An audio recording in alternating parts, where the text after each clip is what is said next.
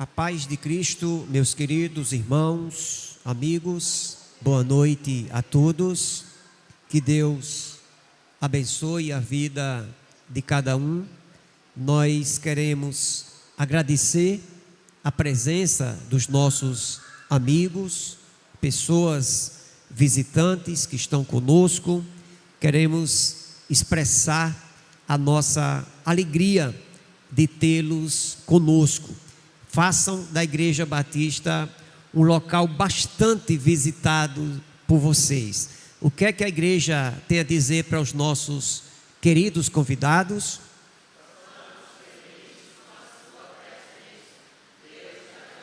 Amém. Louvado seja o Senhor.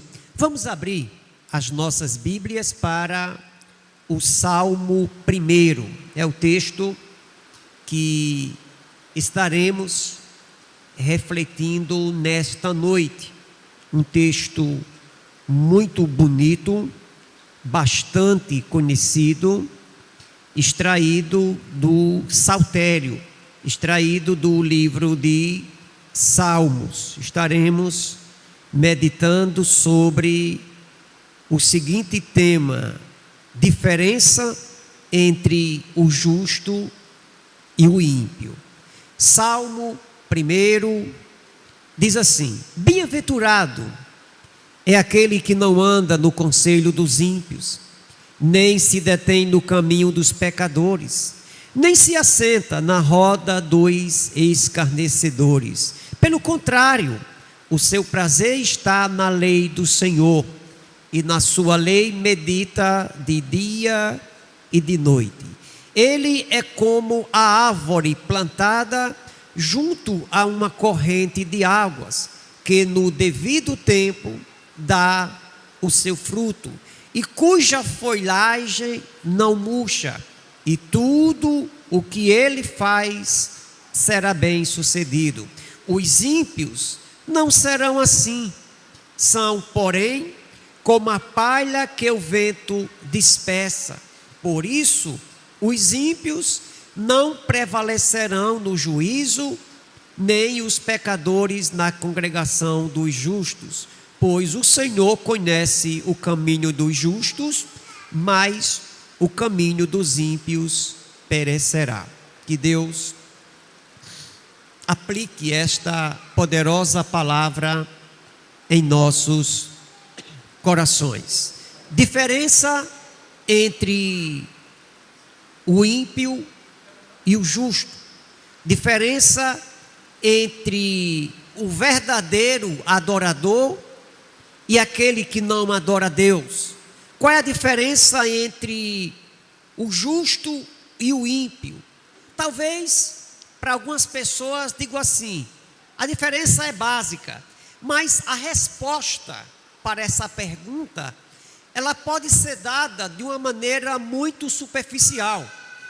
Talvez para muitas pessoas uma resposta assim de bate pronto pode não revelar o conceito verdadeiro, a diferença entre um justo, alguém que é temente a Deus, obediente ao Senhor, e aquele que vive no pecado, distante de Deus, afastado dos caminhos do Senhor.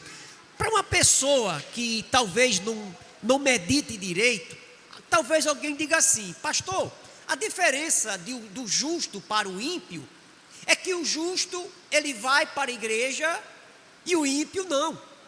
Mas nem sempre esta situação pode revelar o que de fato acontece. Para vocês terem uma ideia, lá nos Estados Unidos existem vários ateus, pessoas que dizem que Deus não existe, pessoas ateias, pessoas que muitas vezes vão para a igreja para não serem perseguidas pelos religiosos. Eu estava lendo algum tempo atrás, dizendo que os ateus norte-americanos, eles têm o costume de frequentar a igreja, não porque vão para a igreja para cultuar Deus, para adorar o Senhor, mas para passar a ideia para a sociedade de que eles são religiosos, porque quando eles assumem que são ateus, essas pessoas elas são perseguidas, elas são mal vistas. Então, nem sempre a ideia de que um justo vive na igreja e o ímpio não, isso pode configurar a diferença de um justo para, de fato, um ímpio, né? Talvez alguém diga assim: pastor, o justo é aquela pessoa que vive uma vida certinha na sociedade, e o ímpio não. O ímpio vive de bagunça, o ímpio vive de imoralidade, o ímpio ele vive nas práticas comandada, dirigida por esse mundo. Isso pode até ser verdadeiro num certo ponto, porque o verdadeiro adorador de Deus, ele tem uma moralidade acentuada. Mas tem muita gente que não crê em Deus, que anda numa vida desregrada e que aparentemente, em alguns aspectos, em algumas áreas da vida, a pessoa ela anda certinha. A pessoa muitas vezes é um bom marido, ele é um bom funcionário. Então, nem sempre a maneira como a pessoa se comporta aparentemente, ela pode ser usada como critério para diferenciar alguém que é justo e alguém que é ímpio. Talvez agora você ficou em dúvida: pastor, mas como é que eu sei a diferença? Como é que eu posso fazer a diferença entre quem teme a Deus e quem não teme? E quem não anda nos caminhos do Senhor? Quem não obedece a Deus? O Salmo 1, alguns autores chegam até a se arriscar, dizendo que foi Davi que escreveu, apesar de não ser certa a autoria desse salmo a Davi. Alguns autores, olhando para esse texto, estudando esse texto, observam que nesse texto nós observamos muito bem a diferença daquele que teme a Deus para aquele que não teme, a diferença entre o justo e a diferença entre para o ímpio, melhor dizendo. Então, o Salmo 1, que é um belíssimo poema, para alguns comentaristas, é como se fosse a abertura, a introdução de todos os outros salmos. É uma joia preciosa que foi composta, que foi dada por Deus para este homem do Senhor. Então, se você quiser ler os mais lindos poemas da terra, você vai ler o livro de Salmo. Você vai encontrar o próprio Deus se revelando através de salmos de sabedoria, salmos também de maldição ou imprecatórios, aqueles salmos mais de palavra do salmista pedindo castigo para os seus inimigos, e salmos messiânicos e tantos outros salmos. São belíssimas composições literárias, mas também não deixa de ser de cânticos do povo judeu.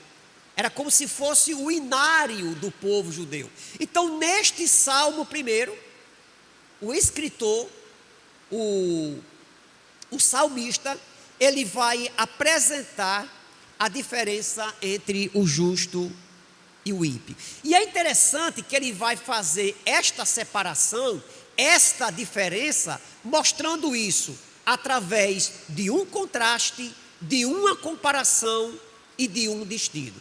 Então, o salmista ele vai fazer justamente essa diferença. Ele vai usar 3 importantes coisas: um contraste, uma comparação e um destino.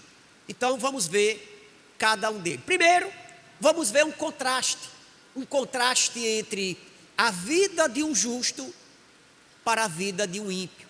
O texto diz nos 2 primeiros versículos: bem-aventurado é aquele que não anda no conselho dos ímpios, nem se detém no caminho dos pecadores, nem se assenta na roda dos escarnecedores. Pelo contrário, o seu prazer está na lei do Senhor, e na sua lei medita de dia e de noite. Aqui vamos começar a ver um pouco o contraste da vida do justo para a vida do ímpio.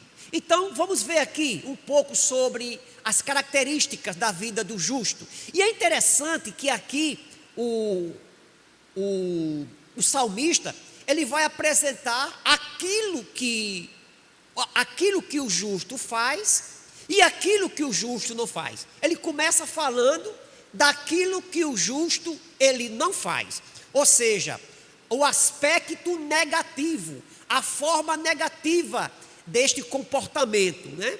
Já disse alguém que a religião, ela não consiste unicamente em não faça isso, não faça aquilo outro, mas essas negativas, elas também têm suas facetas. Então tem sua importância. E o salmista começa dizendo o que o justo ele não faz. Diz assim: ele não anda no conselho do ímpio. Quando você olha para essa palavra conselho, não significa apenas um conselho que alguém dá a outro, não significa apenas cair na conversa do ímpio, mas a ideia desse conselho significa uma cosmovisão sem Deus, um estilo de vida.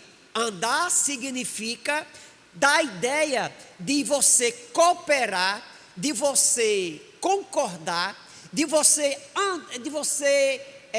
admirar uma cosmovisão de alguém que não tem nada a ver com Deus. Esta é a primeira coisa.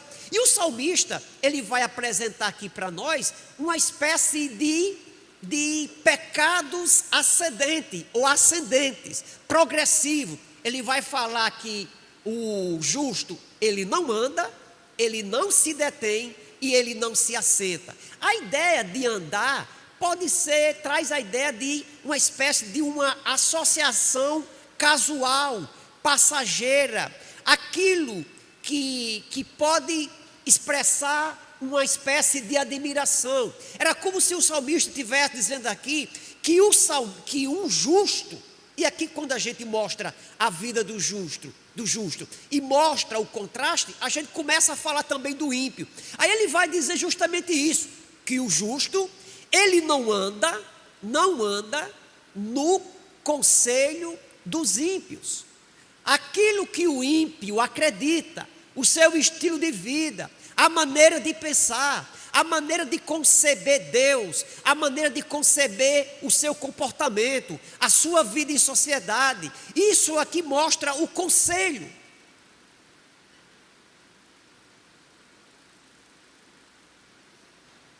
Algumas vezes eu fico imaginando essa ideia da gente ter uma espécie de uma associação casual, pelo menos assim, simpatizar, é que algumas vezes nós corremos o risco de, mesmo sendo crente, a gente começar a querer aplaudir, querer começar a admitir, a considerar a prática de vida de alguém que anda longe de Deus. É aquele que não anda no conselho dos ímpios. É aquele que não concorda, que não compactua. Na década de 70, 80, principalmente a de 80, final da de 70 para 80, a gente escutava muitas igrejas pentecostais batendo, dizendo que a televisão era coisa de Satanás, né? E na verdade, a gente pode ter uma televisão que seja usada por Satanás e pode ter uma televisão para ser usada por Deus. Da mesma forma que nos dias atuais, na atualidade, que algumas pessoas dizem que as redes sociais é do Satanás e o crente não deve viver mexendo com isso. Da mesma forma que uma rede social, ela pode ser um instrumento de Satanás, ela também pode ser um instrumento usado por Deus. Mas deixe-me voltar à ideia da televisão, né? Eu não sei se você já teve o desprazer de ficar todos os dias vendo essas novelas, principalmente essas novelas globais, essas novelas que não tem quase nada para você tirar de algum tipo de proveito. E eu não sei se você já passou por esse pecado de você assistir uma novela, aí você começa a assistir uma novela, aí tem um bonitão, aquele ator famoso, aquele ator de capa de revista, aquele ator que faz propaganda de vários produtos a nível de Brasil, ele começa uma novela casado com uma mulher que não tem muito aquele tipo de beleza que a mídia ela explora, e daí a pouco, durante a novela, os primeiros capítulos, aquele homem, aquele galã, ele tem uma vida com aquela mulher não muito bonita aos olhos midiáticos. Aí no transcorrer da novela, uma bonitona, uma atriz famosa, uma mulher, né, aquela mulher bonita, aquela atriz que chama atenção, ela começa a dar em cima daquele galã, né? A gente, muitas vezes, de tanto estar envolvido com a novela, que a gente começa a torcer para que haja uma aproximação daquele bonitão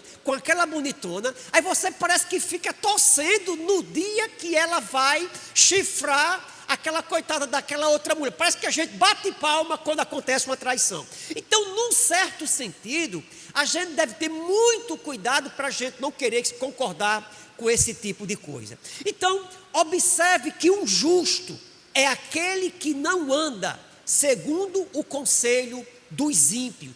Dando prosseguimento, ele vai dizer que ele não se detém no caminho dos pecadores. A ideia do andar dá a ideia de alguém que não está parado. Aqui, quando se fala não se detém no caminho dos pecadores, tem a ver com aquilo que já é praticar, adotar, fazer parte da sua vida. Então, aqui acontece uma profundidade de pecado. Alguém que antes era só olhando, concordava, mas agora é alguém que se senta, é alguém que já se detém, melhor dizendo, é alguém que já pratica. Aí o salmista vai dizer: aquele que é justo, ele não se detém, ele não pratica aquilo que o ímpio pratica, ele não se ajoelha para praticar, para levar uma vida pecaminosa, uma vida corrupta, uma vida desonesta, uma vida que desagrade a Deus. E ele continua dizendo o seguinte, que traz a ideia de que, e não se assenta na roda dos escarnecedores. Primeiro traz a ideia de andar, depois a ideia de se deter, a ideia de ter comunhão contínua com as pessoas que vivem em pecado. Aí ele vai falar sobre a questão de não se assentar. Alguém está andando, simpatizando com o pecado, concordando com o pecado, depois essa pessoa para, essa pessoa começa a praticar, ela começa a adotar, depois ela se assenta. A ideia de se assentar, aqui no texto, traz a ideia de alguém que além de concordar com o pecado, ele vive no pecado, ele zomba de Deus, zomba de quem teme a Deus, é alguém que peca abertamente, alguém que perdeu a vergonha, alguém que perdeu o escrúpulo, alguém que perdeu totalmente a noção daquilo que é justo.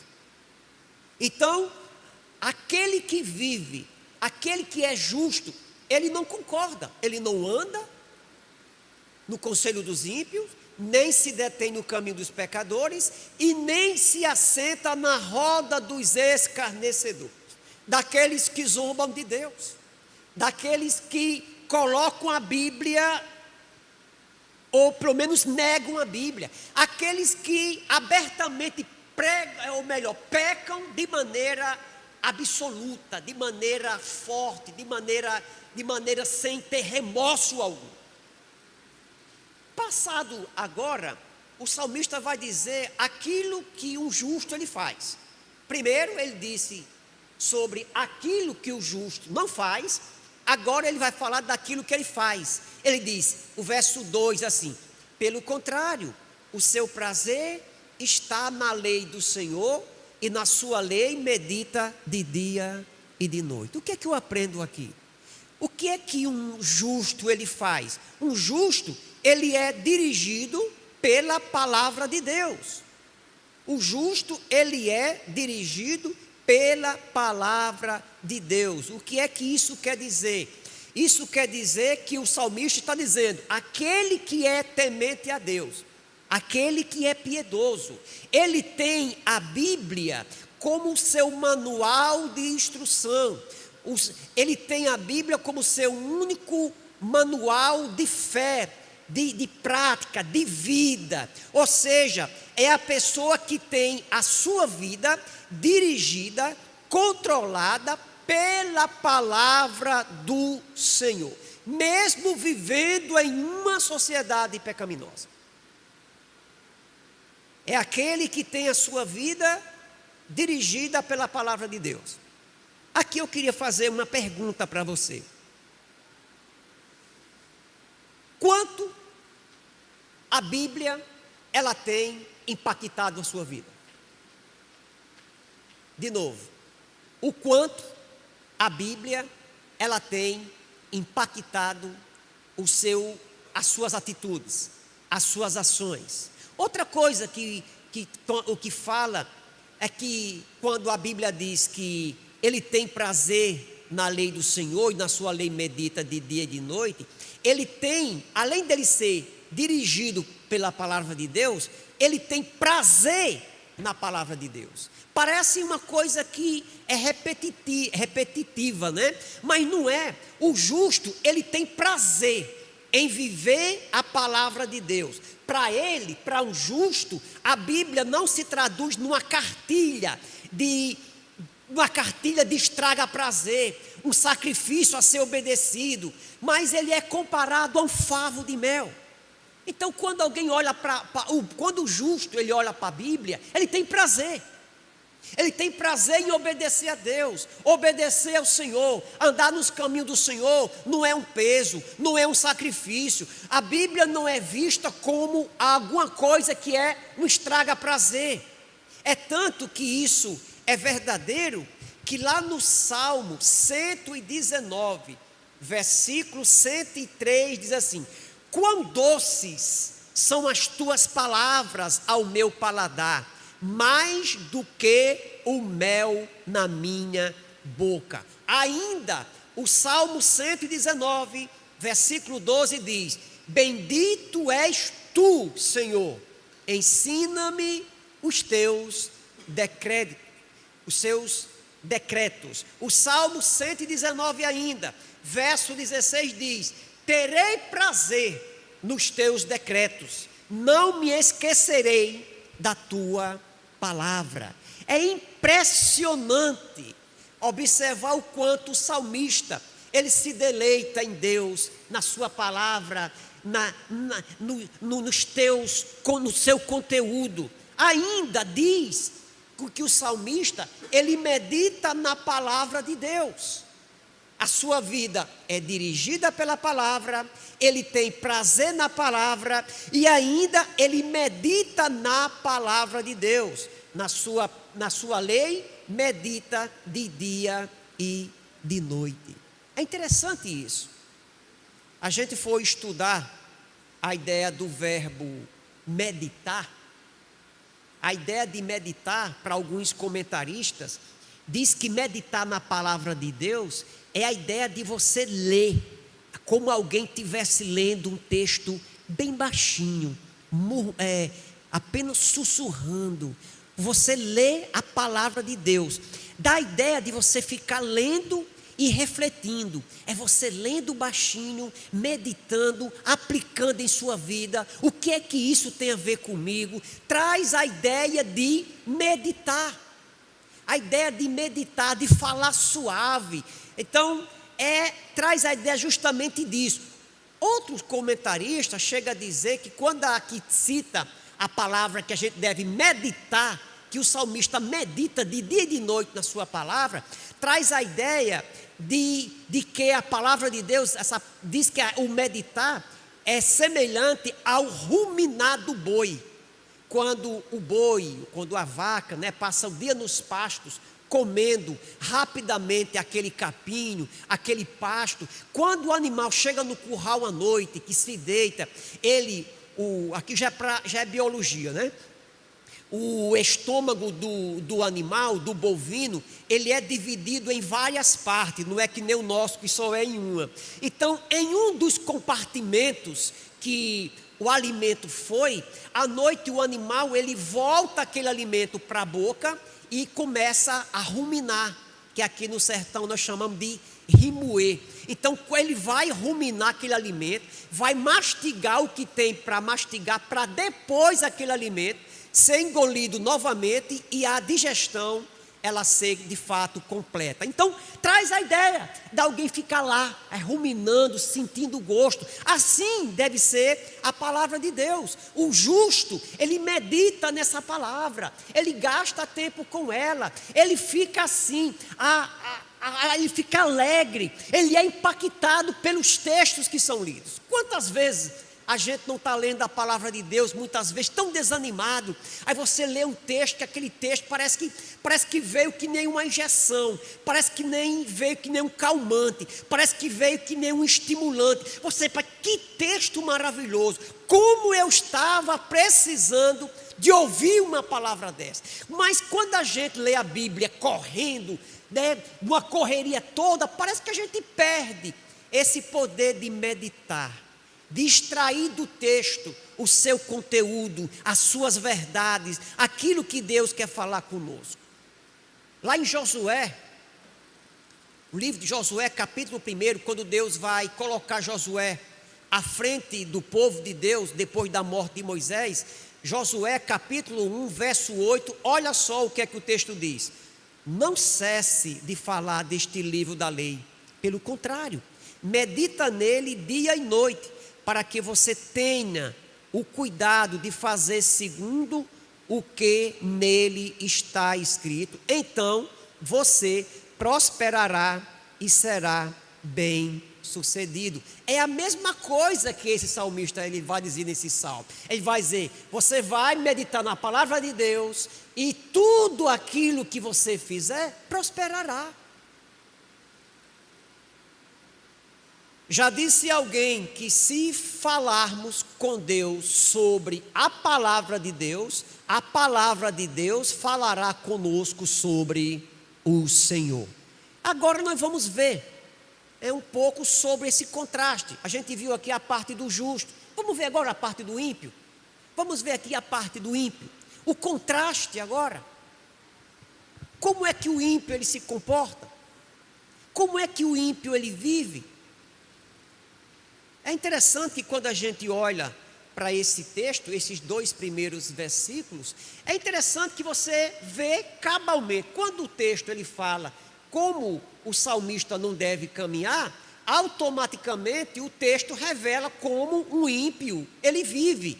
O ímpio ele é governado por ele mesmo, segundo o que nós lemos, a ideia de viver em pecado, de ser governado por ele mesmo, pelos seus conceitos humanistas, conceitos egoístas, conceitos pecaminosos, cosmovisão longe de Deus e contrário àquilo que é sagrado.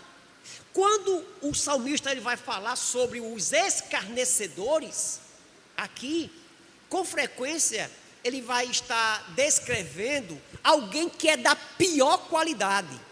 Ele fala de alguém que é arrogante, briguento, injurioso, inimigo da paz, inimigo da ordem, inimigo da comunidade, inimigo daquilo que é bom e é contrário à vontade de Deus. É os zombadores. É os zombadores. O ímpio, ele vive numa vida aonde ele é Deus de si mesmo. Eu posso ser o que eu quiser, eu posso viver como eu quiser, eu posso ser e fazer aquilo que vem na telha. Quando a gente observa a maneira do ímpio viver, a gente não deve nem muito estranhar quando a gente escuta o ímpio ele fala mal da Bíblia. Talvez você já escutou por esse mundo midiático as pessoas falando mal da Bíblia. O irmão Wilton estava dando uma aula hoje na escola bíblica dominical e foi no estado de São Paulo. Agora me foge se foi na capital ou em alguma cidade do estado, né? Que algumas pessoas confundem São Paulo e São Paulo. Você tem São Paulo, capital do estado, e você tem São Paulo, o próprio estado, formado de várias cidades. E que numa dessas cidades lá de São Paulo, na capital, em uma das câmaras, lá, Câmara de Vereadores, foi proibido, por lei, os vereadores fazer uso de um versículo bíblico. Aqui nesta casa, que eles costumam chamar de casa do povo, né? Aqui nessa casa do povo, a partir de agora, é proibido ler a palavra de Deus. Nos Estados Unidos, algum tempo antes, o ensino religioso foi varrido das escolas. Ninguém pode mais ensinar o ensino religioso. Você pode ensinar todas as religiões, menos o cristianismo. Então, não é muito difícil você observar as pessoas que não têm Deus. Essas pessoas, elas zombarem da Bíblia, elas proporem que a Bíblia precisa de uma atualização, precisa de ser reescrita, ela precisa de passar por uma roupagem. A Bíblia é um livro falho, a Bíblia é um livro atrasado, a Bíblia é um livro, de uma certa forma, homofóbico, não sei se eu posso usar isso nesse sentido. A Bíblia, ela é um livro preconceituoso. Então não estranhe muito as pessoas zombarem daquilo que é correto, daquilo que, de uma certa forma, daquilo que é a palavra de Deus.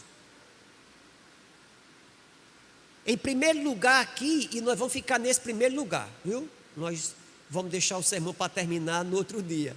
Aqui nesse primeiro ponto a gente viu que a diferença entre o ímpio e o justo, ou o justo e o ímpio, se dá através de um contraste.